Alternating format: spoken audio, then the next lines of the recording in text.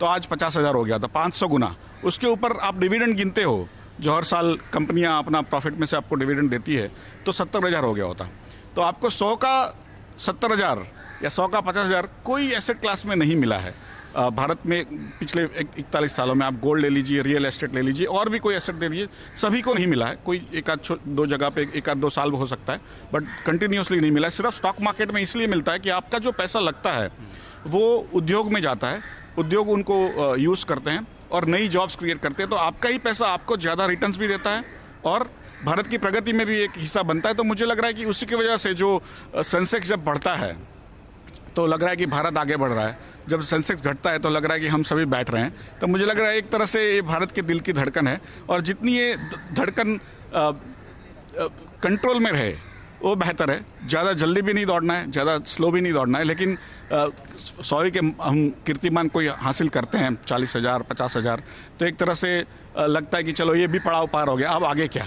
तो वही चीज़ हर आदमी सोचता है, और भारत को अगले 50 साल में मुझे लग रहा है बहुत ज़्यादा प्रगति करनी है। पिछले 25-30 सालों में हमने 6.5-7% का प्रति साल प्रगति किया है, उतना ही प्रगति हम करेंगे। तो मुझे लग रहा है जो आज सेंसेक्स है उतना आप उसको आज 100 गिन लेते हो तो पिछले अगले 30-40-50 सालों में वापस वो 50,000 हो सकता है। तो आपको वो गणित लगाना है कि कैसे भारत की प्रगति में मैं भी शामिल हूँ।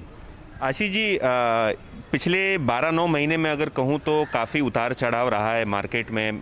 सरकारें ग्लोबल स्तरों पे आके इकोनॉमी को सपोर्ट उन्होंने दिया और मार्केट काफ़ी वॉलेटाइल था।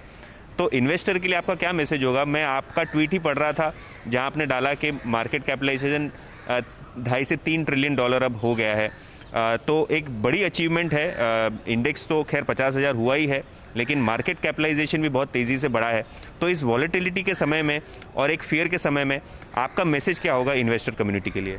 नेचुरली एक तो बहुत अच्छे आसार मिल रहे हैं कि भारत की जो इकोनॉमी बढ़ रही है, उसके अंदर आपने देखा होगा कि जीएसटी का भी जो कलेक्शन हुआ है पिछले महीने करीब 1.15 लाख करोड़ 1.10 लाख करोड़ हुआ है। तो कभी इतिहास में नहीं हुआ था। तो मुझे लग रहा है जो हमें लग रहा था कि भारत की जो अर्थव्यवस्था पूरी बैठ चुकी है कोरोना की वजह से और लॉकडाउन की वजह से, वो उभर के आने के लिए 3-4-5 साल लगेगा, उसके बजाय 3-6 महीने में ही वो वापस उभर के आ रही है। और पहली जो गति थी उससे भी ज़्यादा गति उसने पकड़ ली है।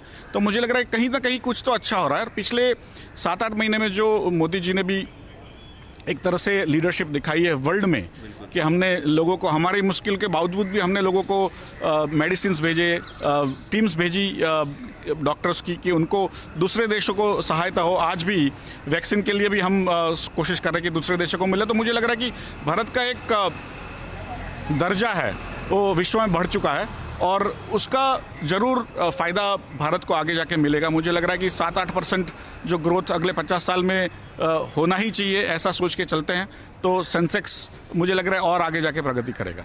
आज सुबह सीएनबीसी आवाज़ के साथ विजय केडिया जी जुड़े थे और उन्होंने कहा जब वो एक्सचेंज आते थे तो 5,000 इंडेक्स जब हुआ था तभी 5,000 गुब्बारे जो हैं बॉम्बे स्टॉक एक्सचेंज ने छोड़े थे।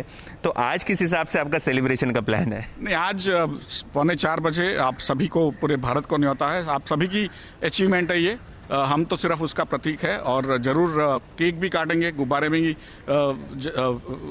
छोड़ेंगे, और बाकी कुछ जो भी आपको करना है आप कर सकते हैं। यहाँ पर वैसे भी आजकल लोग कम ही आते हैं क्योंकि कोरोना का काल चल रहा है, तो आपने देखा होगा यहाँ पे सिक्योरिटी भी ज़्यादा है। लेकिन आज जो है मुझे लग रहा है कि पूरा भारत इसमें सम्मिलित होगा, या तो खुद आकर के, या तो टेलीविज़न या अपने मोबाइल पर देख के। तो आप सभी को न्योता है 3:45 बजे बीएससी बुल गेट के सामने, ज़रूर आप आइए। और अपनी जो खुशी है भारत की प्रगति के लिए, क्योंकि जैसे मैं भी इन्वेस्ट नहीं कर सकता स्टॉक मार्केट के, मुझे अलाउड नहीं है, लेकिन मुझे भी खुशी है कि बाकी सबकी तो प्रगति हो रही है तो मेरी ज़रूर होगी।